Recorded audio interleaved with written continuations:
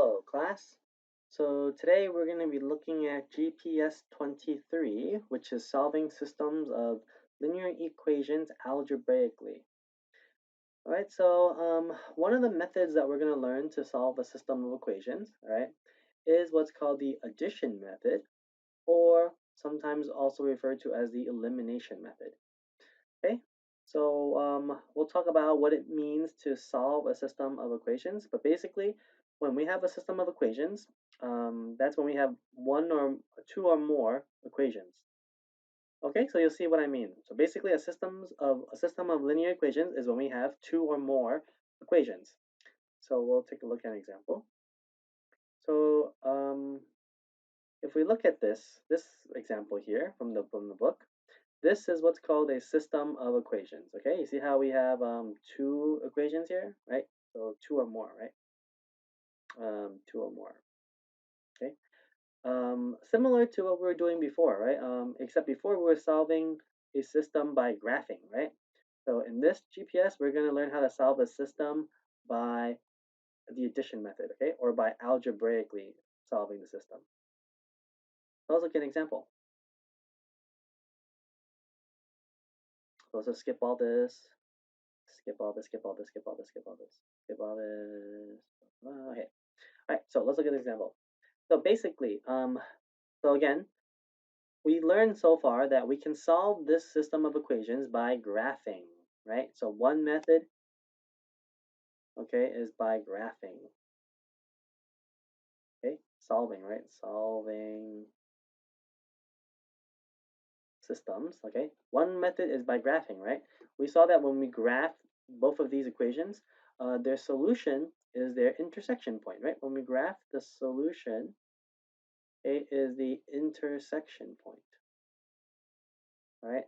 So in this GPS, we're going to learn another way. So another way of solving a system of equations is by using the addition method, okay? The addition method, or what's also called the elimination method, okay? Elimination method. Right, so we're going to talk about how to use the addition method, okay, or solving by algebraically rather than graphing. So let's talk about that. Okay. Now, when we solve using the addition method, what we're trying to do is that we want to make, so you want to make, so we want to make the coefficients, okay? So remember the coefficient is the number in front of the variable, okay? You want to make the coefficients the same number, but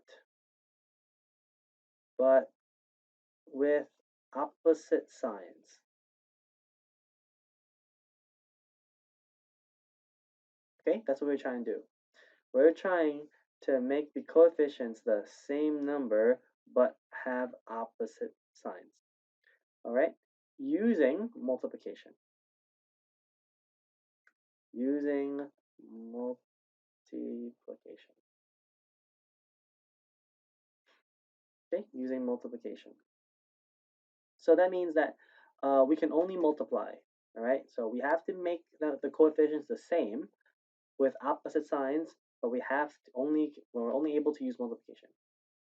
All right, so let's take a look at 23.3. Okay, so if we look at 23.3, you can decide whether you want to eliminate the x variables or we can eliminate the y variables.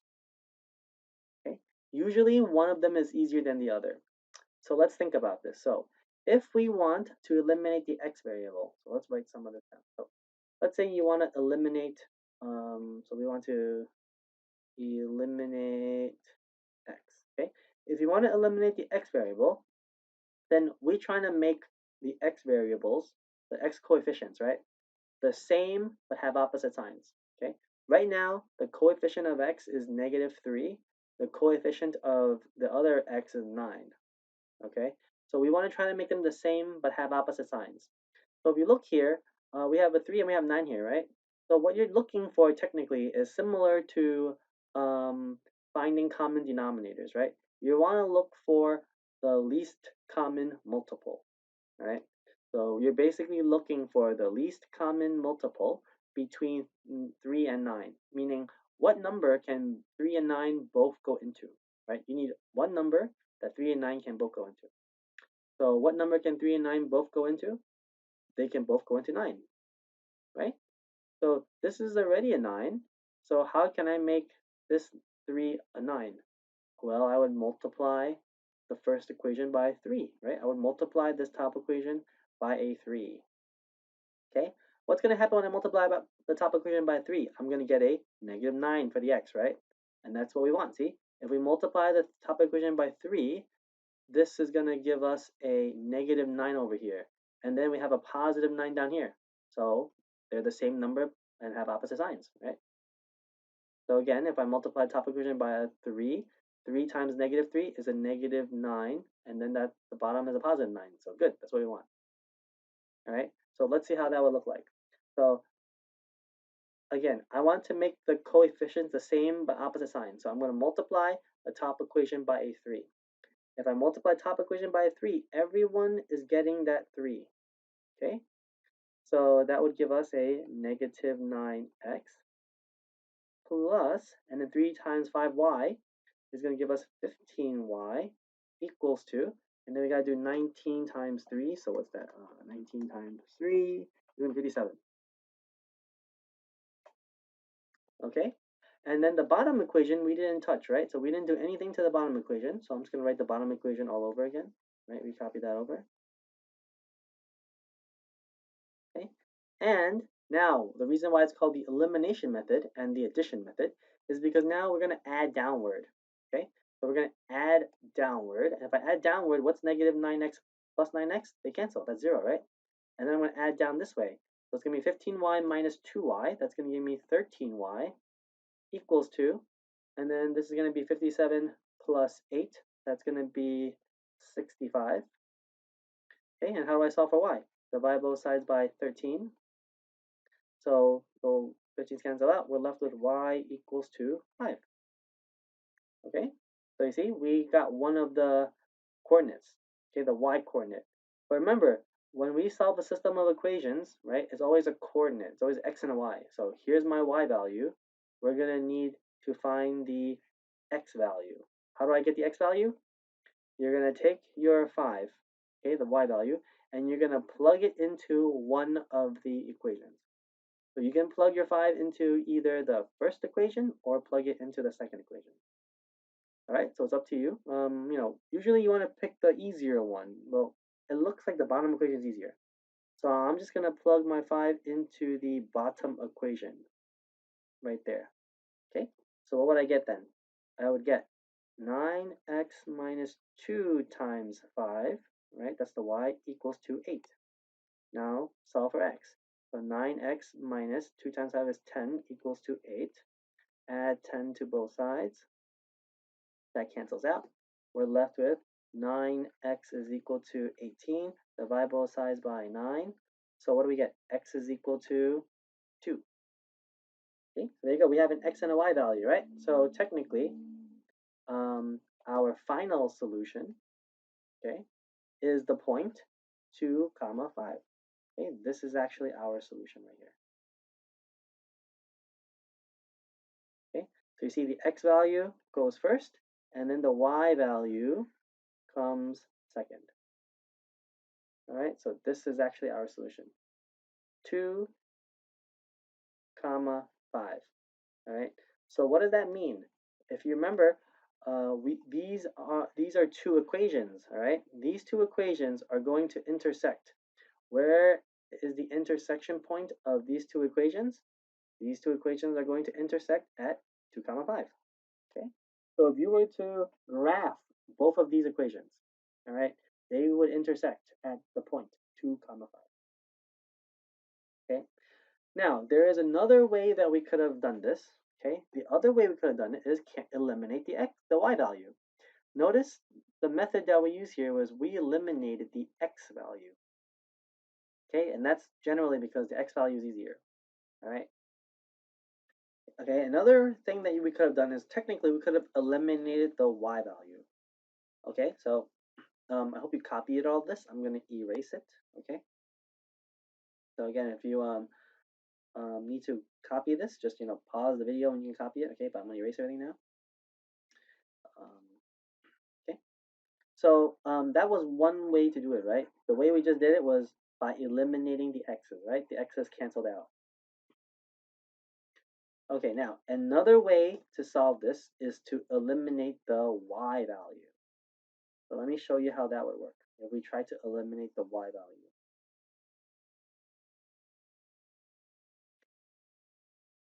Okay,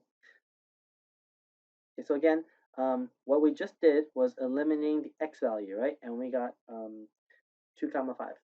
Now another way to solve this is to eliminate the x value, the y value. Eliminate y, okay? Eliminate the y. So now let's focus on the y here.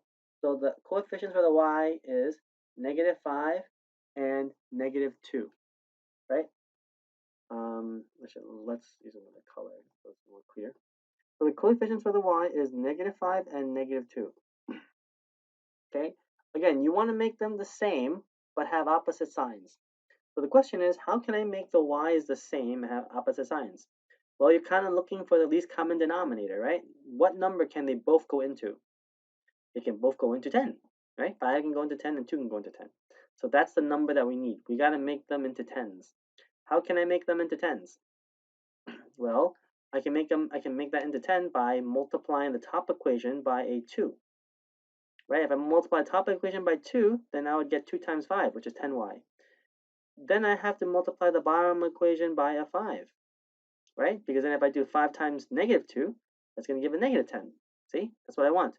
2 times +5 is going to be a +10.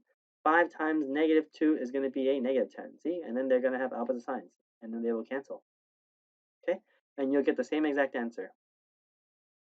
All right, so I'll let you work that out. But so the question is, when do we eliminate the x and when do we eliminate the y? It's really up to you. You can decide whether you want to eliminate the x or if you want to eliminate the y. Generally, you want to pick the easier one, right? So if you noticed, if I try to eliminate the y, I had to do more work. I had to multiply the top equation by a 2, and I had to multiply the bottom equation by a 5 to eliminate the y, right? But if I wanted to eliminate the x, like we saw before, right, to eliminate the x, all you had to do is just multiply the top equation by 3, right? Because then that give us -9 and a +9, and they cancel. So it's less work. You just have to multiply one of the equations, right? So that's kind of the idea. You want to pick the variable that's the easiest to eliminate. Okay? And a lot of it just comes with experience, which one is easier. But we'll talk about which one is easier for the next few problems, right? But as you saw, the solution here was 2 comma 5. Okay, and that would be the solution whether you decide to eliminate x or if you decide to eliminate the y. All right, let's look at another example. Okay, so let's look at this one. And now remember, we have two options, right? We can either eliminate the x or we can eliminate the y. Let's think about what happens if we eliminate the x. Okay, eliminate x. So if I eliminate the x, I have a 2 here and I have a 7 here. I have to make them the same number but opposite signs, right? So you're thinking about like the common denominator again. What number can 2 and 7 both go into? They can both go into 14, right? So I got to make them into 14s. How can I make them both into a 14?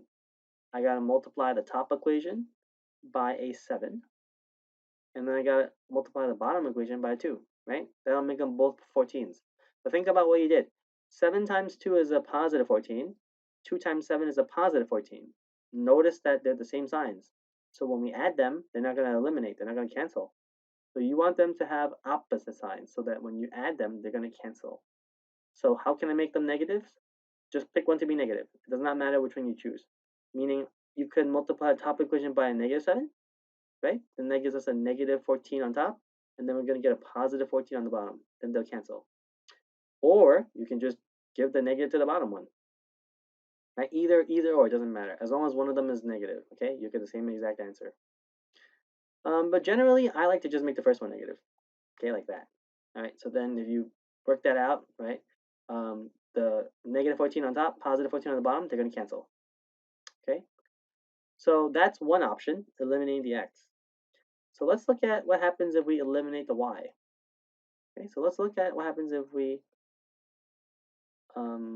eliminate y. Okay, if we eliminate the y, this is a coefficient of 1, right? No, if there's nothing, if there's no number in the front, it's a 1. This has a coefficient of negative 3. So the question is, how can I make them the same, right? What's the common denominator between them? 1 and 3, right? It's 3, isn't it? They can both go into 3. So I would try to make them both be 3's. How can I make the top equation turn into a 3? By multiplying. You just multiply the top equation by 3.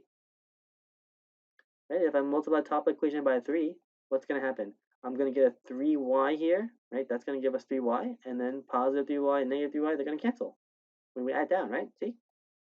So in this situation, it's much easier to just eliminate the y instead of eliminating the x. Okay? And that's what we're going to do here. So we're going to eliminate the y instead of the x because it's easier. You always want to pick the easier method. So if I want to eliminate the y, what am I going to do? Multiply the top equation by 3. So that's going to give us 6x. Remember, we have to distribute, right? So distribute that throughout the whole thing. We're going to get 6x plus 3y equals to negative 3. And we didn't do anything to the bottom, right? So the bottom equation is going to be 7x minus 3y equals to negative 23. Okay, and then what happens? See, the y's are going to cancel out. Plus 3y and negative 3y, okay? That's why you want them to have same number but opposite signs so that they cancel. If they were the same number with the same sign, you would end up adding them, right? They wouldn't cancel. So that wouldn't work. You want them to cancel at the end when we add. Okay? So here you see the y's cancel. What's left here? That's going to be 6x plus 7x, which is going to give us 13x equals to, and that gives us negative 26. Divide both sides by 13. Okay? So we get x is equal to negative 2. Right? And then remember, what do I do with this negative 2? I'm going to plug it into one of the equations, right? Which one looks easier? Is 2x plus y equals negative 1 easier, or is 7x minus 3y equals to negative 23 easier? Well, obviously, the first equation is easier, right? So I'm going to plug it into the first equation. So if I plug it into the first equation, I'm going to plug it into 2x plus y equals negative 1. I'm going to plug x into that equation, right? So what am I going to get? It's going to be 2 times negative 2 plus y equals to negative 1. That's going to be negative 4 plus y equals to negative 1. And then we add 4 to both sides. Okay. Add 4 to both sides. Add 4 to both sides. So that cancels out. We're left with y equals to 3. Okay, and there you go. We have x and y. But remember, that's not the solution yet. What's the solution? Okay. So technically, the solution here is, remember, it's always x. It's always a coordinate. It's always going to be an x and a y. What's the x value? The x value is negative 2. So x value is negative 2. The y value is 3. So the solution is negative 2 comma 3. There you go. This is our solution. Okay. And again, what does that mean? That means that if I graph both of these lines, right, they're going to intersect at a certain point. Where do these two lines intersect? They intersect at negative 2 comma 3. Okay. And that is it for GPS 23. Okay. So again, if you got lost anywhere, just replay the video, pause it when you need to. And any questions, just post on the forums, discussion forums. Okay, see you next time.